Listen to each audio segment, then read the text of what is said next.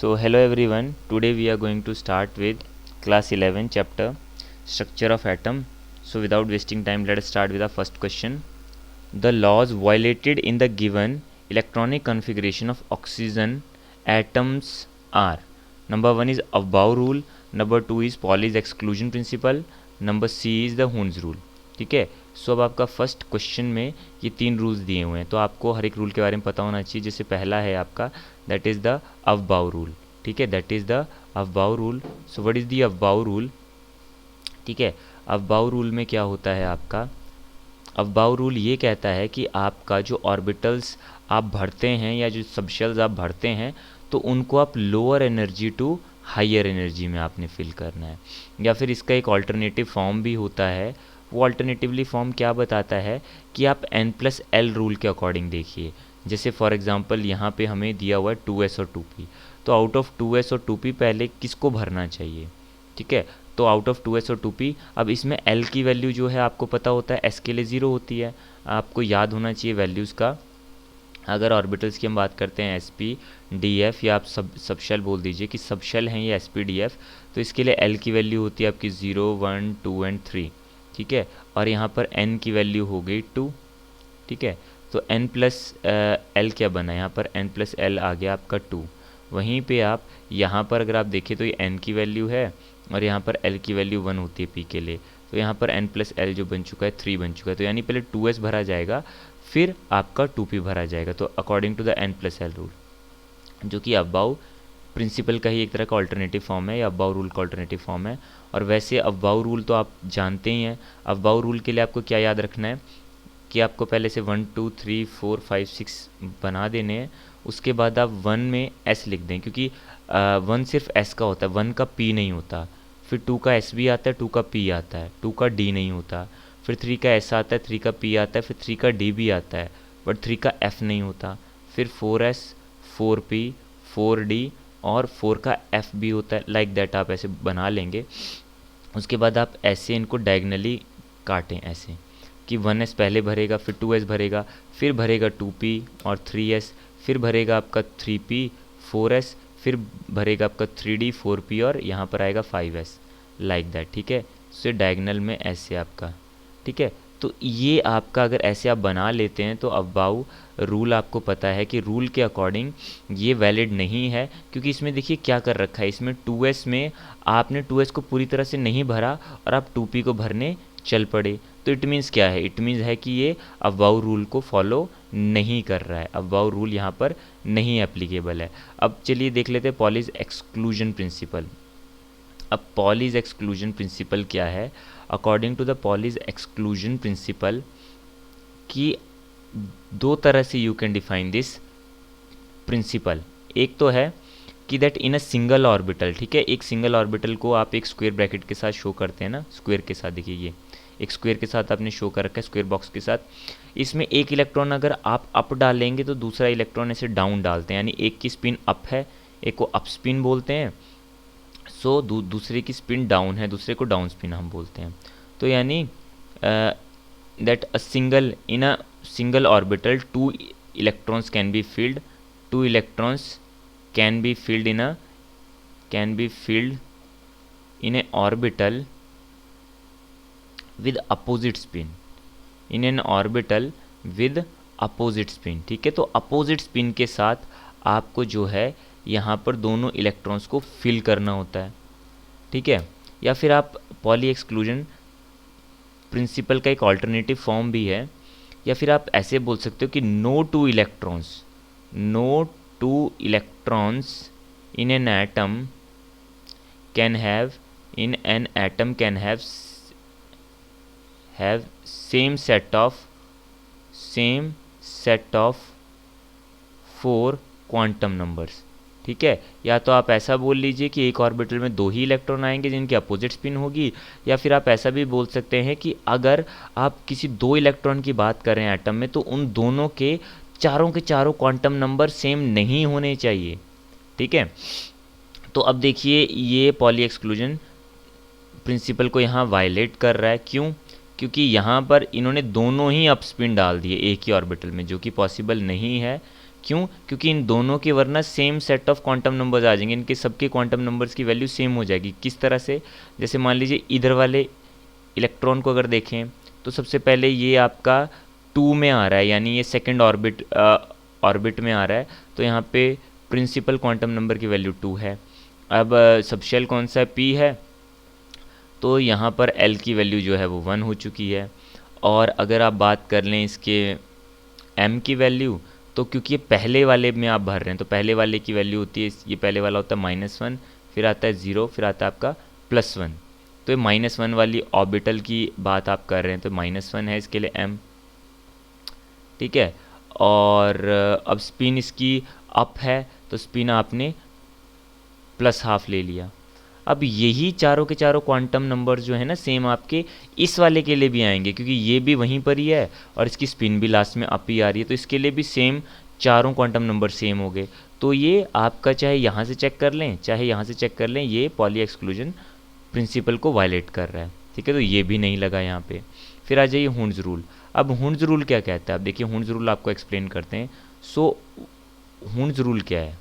According to the Hund's rule, जब भी आप एक सबशेल को भरें तो उसको पहले आप सिंगली ऑक्यूपाई करें। First it must be filled singly.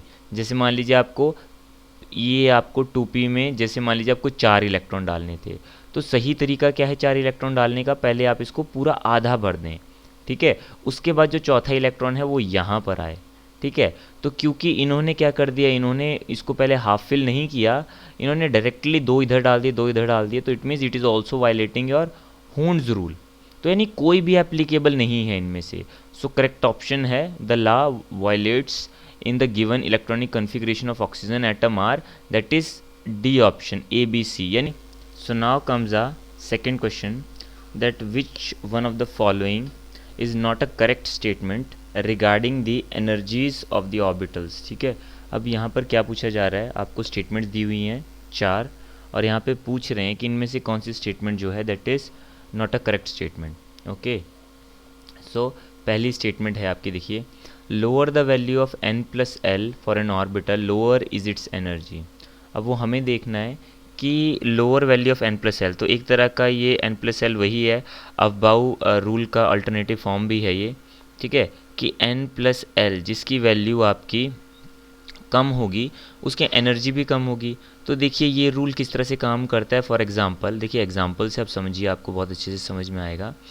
For example मैं 3s और 3p ऑर्बिटल्स की बात करता हूँ, ठीक है, मतलब सबशेल ले ली हमने, तो इसमें किसकी एनर्जी कम होगी? अगर आप देखें तो यहाँ पर आपका n लिया मैंने, यहाँ पर ये n की वैल्यू शो करता है और s के लिए l की वैल्यू होती है 0, ठीक है। ये आपको याद होगा कि l क्या क्या वैल्यू होती है। अगर मैं s के लिए बात करूँ ना, जैसे मैंने ऑर्बिटल्स ले ली sp df, तो इसमें l की वैल्यूज़ हो जाती है आपकी 0 1 2 और 3, ठीक है। वहीं पे p के लिए आपकी l की वैल्यू 1 हो गई और n की वैल्यू 3 है। तो अगर आप n+l निकाल लें दोनों तरफ, तो यहाँ पर n+l आ जाएगा 3 + 0 3, और वहीं पे आप यहाँ पर n+l निकालोगे तो यहाँ पर 3 + 1 4 आ जाएगा। और आपको पता है कि अफबाउ रूल के अकॉर्डिंग हम क्या करते हैं, अफबाउ रूल के अकॉर्डिंग हम उन ऑर्बिटल्स को पहले प्रेफर करते हैं भरना जो लोअर एनर्जीज़ की होती हैं, ठीक है। और उस ट्रेंड में आपने देखा होगा कि 3s को हम पहले भरते हैं, उसके बाद हम 3p को भरते हैं, ठीक है। क्यों? क्योंकि अकॉर्डिंग टू n+l रूल भी आप ये देख सकते हैं, देखिए कि इसका n+l की वैल्यू ज़्यादा तो इसकी एनर्जी भी ज़्यादा, तो ये बाद में भरा जाएगा, ठीक है। और एक केस और मैं आपको यहीं पर ही बता देता हूँ। मान लीजिए कई बार ऐसा भी होता है कि दोनों के n+l की वैल्यू सेम हो जाए। फॉर एग्ज़ाम्पल अगर मैं 3p की बात कर लेता हूँ और 4s की बात कर लेता हूँ। अब यहाँ पर अगर आप n+l रूल दोबारा देखें तो ये तो n की वैल्यू क्या हो गई 3 और l की वैल्यू क्या हो गई यहाँ पे 1 हो गई, यहाँ पर n की वैल्यू क्या हो गई 4 और l की वैल्यू क्या हो गई 0 हो गई। तो यहाँ पर अगर आप n+l निकालेंगे तो दैट इज़ 3 + 1, यहाँ पर भी 4 आ रहा है, और यहाँ पर अगर आप निकालते हैं n+l तो यहाँ पर भी 4 + 0, तो ये भी क्या आ रहा है, ये भी 4 आ रहा है। तो दोनों के n+l की वैल्यू अगर सेम हो जाए तो उस टाइम जिसका n बड़ा है, जिसमें मोर n है, ठीक है, ज़्यादा n है, उसकी एनर्जी ज़्यादा होती है, ठीक है, तो ये आपने एक ध्यान रखना है। तो इसीलिए अगर आप इसको अबाउ रूल से भी चेक कर लेना, इसीलिए तो 4s बाद में भरा जाता है और 3p आपका पहले भरा जाता है, इसके बाद आता है 4s। ठीक है, तो ये चीज़ आपको ध्यान रखनी है यहाँ पे। उसके बाद आपका मतलब नॉट अ करेक्ट स्टेटमेंट निकालना है। अब ये तो करेक्ट है, ठीक है, ये तो हमारा ट्रू है। ठीक है, अब हम चलते हैं नेक्स्ट वाले पे। Energies of orbitals in the same subshell decrease with an increase in atomic number. ठीक है, अब अगर आप सेम ऑर्बिटल की बात करें या सेम सबशेल की बात करें, तो सेम सबशेल की जो एनर्जी है वो घटती है जैसे आप एटॉमिक नंबर को बढ़ा दें। तो बिल्कुल एनर्जी जो होती है एक तरह से हमारा वो डायरेक्टली प्रोपोर्शनल टू होती है आपके जेड स्क्वायर के डिवाइडेड बाय एन स्क्वायर के। ठीक है, मतलब यहाँ पर ये तो आपका ऑर्बिट का नंबर है। ठीक है, जो भी आपकी ऑर्बिट है या जो भी आपकी शेल है वो है ये। ठीक है, और अगर आप सेम शेल या सेम सब शेल में भी ले रहे हैं तो इसका नंबर तो सेम होगा, तो उस टाइम एनर्जी किसके डायरेक्टली प्रोपोर्शनल होगी? आपका minus Z square upon n square के। तो जैसे ही जेड की वैल्यू बढ़ेगी, ठीक है, तो जेड की वैल्यू बढ़ने की वजह से क्या होगा, आपका ई जो है वो मोर नेगेटिव हो जाएगा। एनर्जी जो है वो ज़्यादा नेगेटिव आएगी, और मोर नेगेटिव का मतलब क्या हो गया कि वो घट गई, वो डिक्रीज़ हो जाएगी। ठीक है, so the value more negative का मतलब होता है उतनी ही कम। ठीक है ना, जैसे मैं एक एग्जांपल दे देता हूँ आपको यहाँ पे।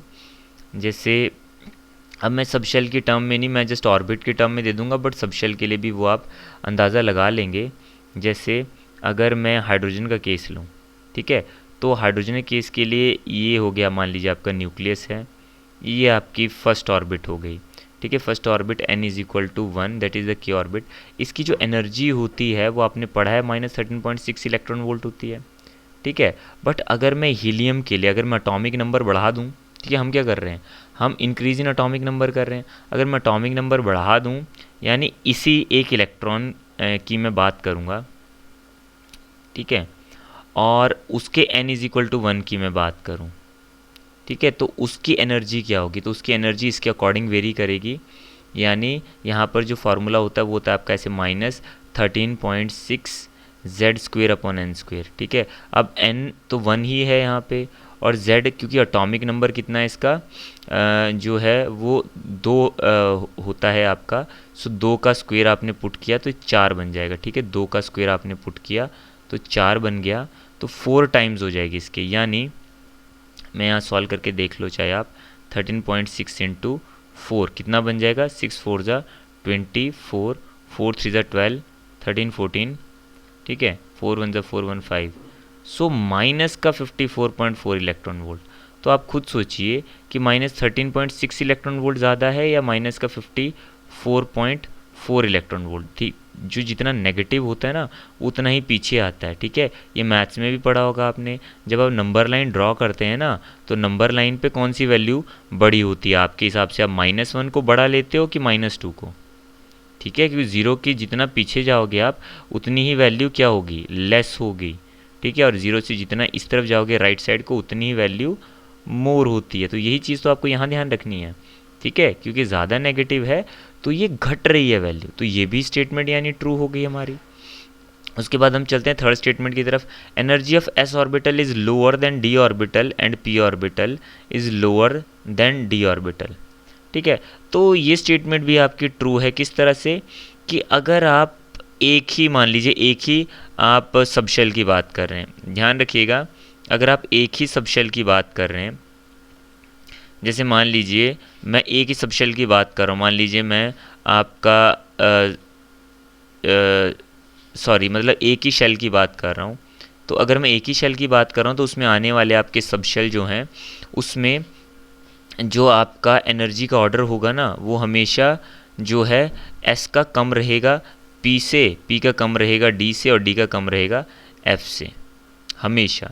यानी अगर मैं 2s 2p की बात कर लेता हूँ, ठीक है, तो आपको पता ही है अगर आप अकॉर्डिंग टू अबाउ रूल लगा लो या n+l रूल लगा लो, तो हमेशा n+l रूल लगाकर भी आप देख सकते हो कि 2s की एनर्जी कम ही होगी 2p से। अब 3d तो यहाँ पे एग्जिस्ट ही नहीं करता। ठीक है, तो ये तो n2 के केस के लिए है। अगर n3 का केस आपने देखना है तो N3 में क्या हो जाएगा, N3 में आपका 3s भी आता है, 3p भी आता है और 3d भी आता है। तो उसमें 3s की सबसे कम, तो उसके बाद 3p की उससे ज़्यादा है और 3d की उससे भी ज़्यादा है। तो ऐसे ये काम करता है, चाहे आप इसको अबाव रूल के अकॉर्डिंग देख लीजिए या फिर n+l रूल से भी आप देख सकते हैं। अब आते हैं फोर्थ स्टेटमेंट पे, that if two orbitals have same value of n+l। ठीक है, तो कहीं ना कहीं हमारा फर्स्ट की तरह से ही हो गया। ठीक है, if two orbitals have same value of n+l then the orbital with higher value of n will have lower energy. तो ये स्टेटमेंट यहाँ पे रॉन्ग हो गई।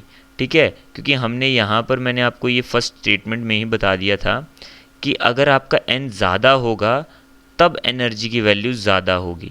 ठीक है, बट इन्होंने बोल दिया कि एनर्जी कम हो जाएगी। So this statement is false statement. So what we can say that our wrong statement out of the four statement is the D option.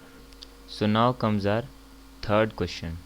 The ratio of radii of fourth to third orbits of an atom will be। अगर आपको देखिए radii निकालना है और उसका ratio निकालना है, तो देखिए रेडियाई ऑफ एटम निकालने के लिए, ठीक है, यानी रेडियस निकालना है आपको। ठीक है, और रेडियस ऑफ एटम निकालने के लिए आपको जो फार्मूला होता है वो आपको हाइड्रोजन या हाइड्रोजन लाइक एटम्स के लिए ही पता होता है, हाइड्रोजन और हाइड्रोजन लाइक। ठीक है, ये कहाँ से आता है, देखिए सबसे पहले तो मैं आपको बता देता हूँ कि ये जो रेडियस होता है आपका, ये हाइड्रोजन या हाइड्रोजन लाइक एटम्स के लिए, जैसे हाइड्रोजन लाइक में He+ आ गया या Li+2, ठीक है, या फिर सिंपल जो हाइड्रोजन एटम है, इनके लिए, ऐसे एटम्स के लिए जो आपका एक इलेक्ट्रॉन, जिन एटम्स में एक ही इलेक्ट्रॉन होता है, उनके लिए आप रेडियस निकाल सकते हो इस फार्मूले से, that it is directly proportional to your n²। ठीक है, n² के डायरेक्टली प्रोपोर्शनल होता है and it is the inversely proportional to z, और z के इन्वर्सली प्रोपोर्शनल होता है। ठीक है, बट ये तो आपको मतलब याद रख लेना है ये। ठीक है, बट अगर आपको ये जानना है कि आया कहाँ से, तो देखिए बहुत ही सिंपल स्टेप होता है कि जब भी आपका एटम जो है ना, एटम में क्या होता है, न्यूक्लियस होता है, और न्यूक्लियस के इर्द गिर्द इलेक्ट्रॉन, एक इलेक्ट्रॉन घूम रहा होता है, क्योंकि हम 1 इलेक्ट्रॉन एटम्स की ही बात कर रहे हैं, हम सिंगल इलेक्ट्रॉन एटम्स की बात कर रहे हैं। तो ये जो इलेक्ट्रॉन घूम रहा है यहाँ पर, ये इस इलेक्ट्रॉन में और न्यूक्लियस में कुछ आपका क्या होता है, फोर्स ऑफ अट्रैक्शन होता है, जो कि होता है आपका kZe² अपॉन में r²। ठीक है, ये फोर्स ऑफ अट्रैक्शन जो होता है, ये इलेक्ट्रोस्टैटिक फोर्स ऑफ अट्रैक्शन होता है, जो आपने थोड़ा बहुत इसके बारे में पढ़ा भी है, kZe² अपॉन r², थोड़ा सा फिजिक्स में पढ़ा होगा आपने इसके बारे में।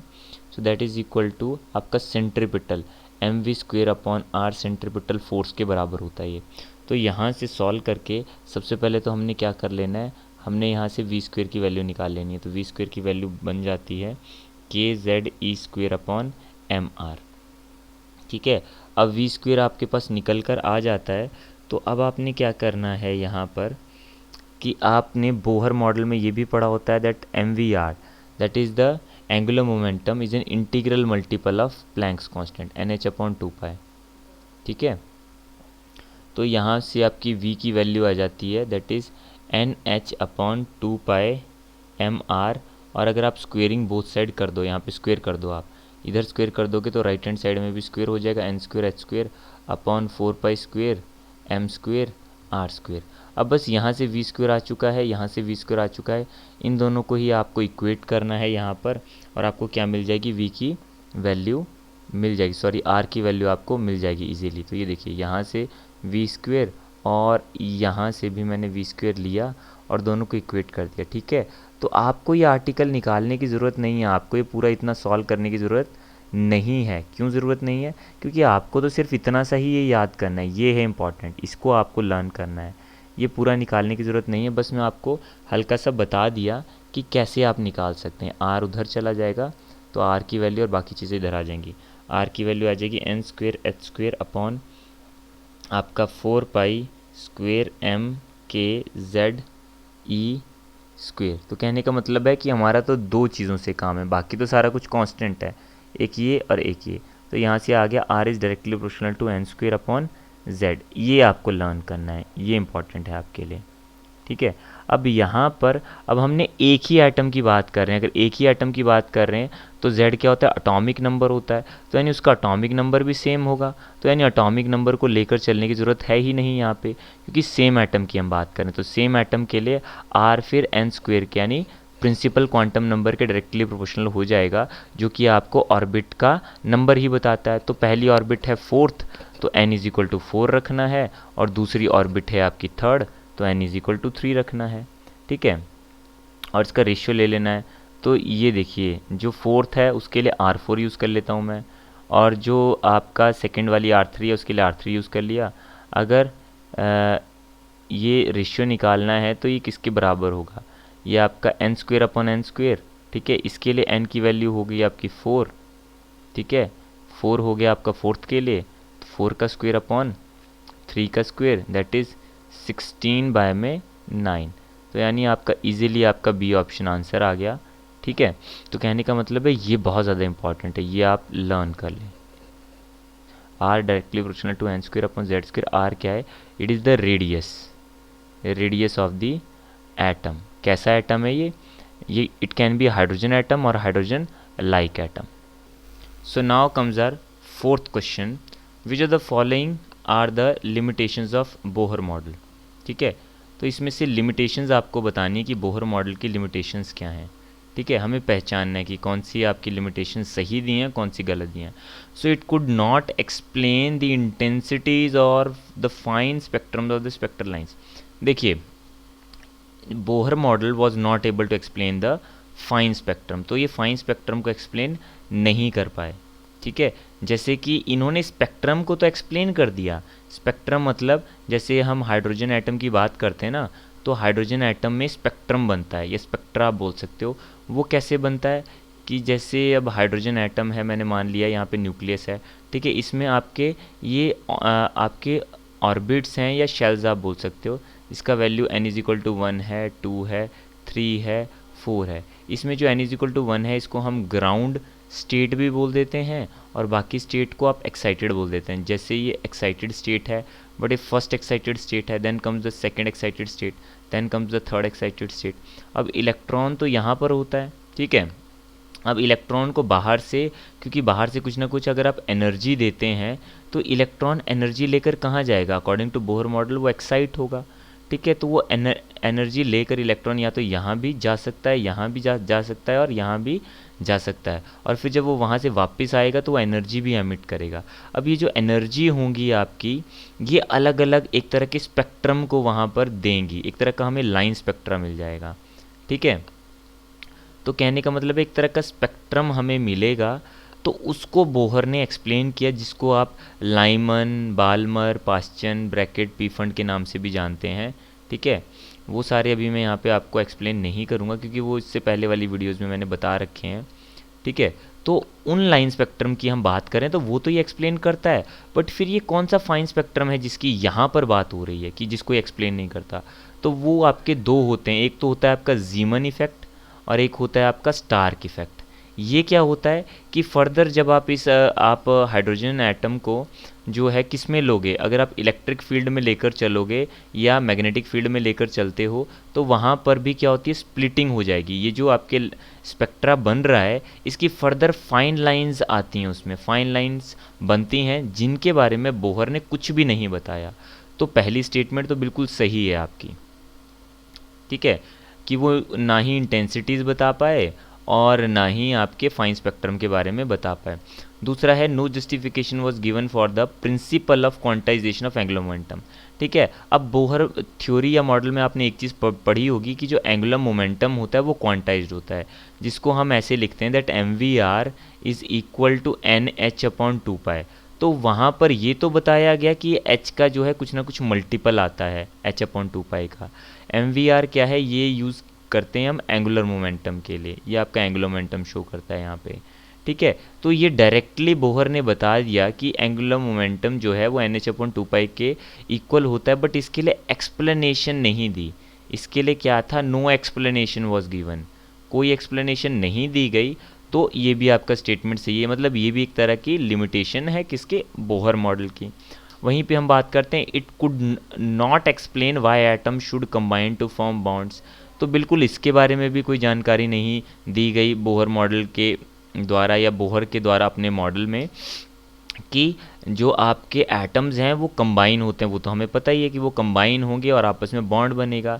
जैसे मान लीजिए हाइड्रोजन है, तो हाइड्रोजन को अपना और ऑर्बिट पूरा करना है और इस हाइड्रोजन को भी करना है, तो वो बॉन्ड बनाते हैं, ठीक है। तो H2 जो है आपका मॉलिक्यूल की फॉर्म में एग्जिस्ट करता है, बट बोहर ने इसके बारे में कोई जानकारी नहीं दी अपने मॉडल में। तो ये तीनों आपके लिमिटेशंस सही हैं बिल्कुल। अब चलते हैं चौथे पे, it could not explain, it could not successfully apply to single electron atoms. अभी देखिए इससे पहले और बार बार जब भी मैंने आपको बोहर मॉडल के बारे में बताया, मैंने एक ही चीज़ के ऊपर स्ट्रेस किया है कि it is only applicable to single electron atoms, ठीक है। ये एप्लीकेबल होता है सिंगल इलेक्ट्रॉन एटम्स के लिए, जैसे कि आपका हाइड्रोजन एटम है जिसमें एक ही इलेक्ट्रॉन होता है, या हीलियम। अब आप बोलेंगे कि हीलियम एटम अगर मैं लिख दूंगा तो उसमें तो 2 इलेक्ट्रॉन हो जाएंगे, इसीलिए मैंने यहाँ पे प्लस चार्ज लगा दिया, यानी 1 इलेक्ट्रॉन निकाला गया है। तो हीलियम आयन या फिर लिथियम आयन भी आप बोल सकते हैं, Li+2। लिथियम में 3 इलेक्ट्रॉन होते हैं ना टोटल, बट अगर मैं 2 इलेक्ट्रॉन निकाल दूँ तो उसमें भी सिंगल इलेक्ट्रॉन बच जाएगा, तो उसको भी आप सिंगल इलेक्ट्रॉन एटम बोल सकते हैं, या फिर हाइड्रोजन लाइक एटम बोल सकते हैं, या फिर हाइड्रोजन लाइक एटम भी हम इसको बोल देते हैं, ठीक है। तो इनके लिए ही आपका बोहर जो है मॉडल एप्लीकेबल होता है, बट यहाँ पर नॉट लिखा हुआ है। सो ये आपकी फॉल्स हो गई स्टेटमेंट, और बाकी सारी स्टेटमेंट्स आपकी ट्रू हो जाती हैं। यहाँ पे all are, rest all are true, ठीक है। बाकी सारे ट्रू हो गए, 3 ट्रू 1 फॉल्स, यानी पहले 3 सही हैं। तो ये ऑप्शन होगा आपका D option, 1, 2 and 3 are correct. So now comes the 5th question, how many electrons can fit in the orbital for which n is equal to 3 and l is equal to 1, ठीक है। अब n क्या है, देखिए दोनों ही values हमें क्या दे रखी हैं, हमें क्वांटम नंबर्स की 2 वैल्यू दे रखी हैं। इसके अकॉर्डिंग हमें जो है आपको नंबर ऑफ इलेक्ट्रॉन्स निकालने हैं। तो देख लीजिए n क्या होता है, n is the principal quantum number, आप जानते हैं it is the principal quantum number. ये क्या बताता है हमें, ये हमें जो है ऑर्बिट के बारे में बताता है, ये शेल के बारे में, कि कौन सा ऑर्बिट या कौन सा शेल है ये, ठीक है। वहीं पर जो सेकंड है that is the azimuthal quantum number, ठीक है, जो कि हमें क्या बताता है, जो कि हमें बताएगा कि हमारी सबशेल कौन सी है, ठीक है, कौन सी हमारी सबशेल है, ठीक है। तो अगर मुझे सबशेल के बारे में पता चल जाएगा, फिर मुझे नंबर ऑफ इलेक्ट्रॉन सब पता ही होते हैं कि सबशेल में कितने इलेक्ट्रॉन आते हैं, तो मैं इजीली बता सकता हूँ, ठीक है। तो सबसे पहले देख लेते हैं कि हम कौन सी सबशेल के बारे में बात कर रहे हैं। तो n is equal to 3, l is equal to 1, तो यानी ये हो गया आपका, देखिए l आपको पता ही है कि अगर l में 0 लेता हूँ, 1 लेता हूँ, 2 लेता हूँ, 3, 4 किसके लिए लेके चलता हूँ, देखिए s के लिए 0 वैल्यू होती है, p के लिए 1, d के लिए 2, f के लिए 3, देन g के लिए 4, ठीक है। तो L1 मतलब हम कहीं ना कहीं p सबशेल की बात कर रहे हैं। तो सबशेल कौन सी हो गई आपकी, p हो गई, और ये यानी 3p की बात हो रही है यहाँ पे, 3p की, ठीक है। अब आपको ये पता ही है, ठीक है। अगर आपको मैं डायरेक्टली बता दूं तो आपको पता ही होता है कि p में कितने ऑर्बिटल्स आते हैं, p में 3 ऑर्बिटल्स आते हैं, ठीक है, और हर एक ऑर्बिटल में 2 इलेक्ट्रॉन भरे जाते हैं, ठीक है। तो टोटल p में कितने इलेक्ट्रॉन आते हैं आपके, 6 इलेक्ट्रॉन्स आते हैं।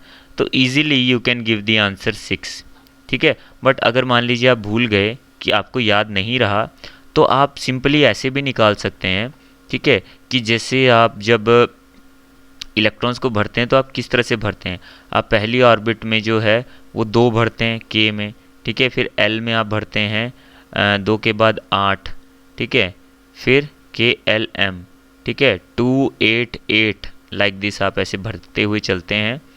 तो अगर मैं यहाँ पर देखता हूँ आपका, यहाँ पर तो देखिए 1s आ गया, इसमें 2 इलेक्ट्रॉन है, यहाँ पर आपका 2s भी आता है और 2p भी आ गया, तो 2 इलेक्ट्रॉन्स यहाँ हो गए, और आपके 6 इलेक्ट्रॉन यहाँ हो गए, 6, 2, 8, और m में आपके 18, सो 3s2, 3p6 एंड 3d10, ठीक है, ऐसे।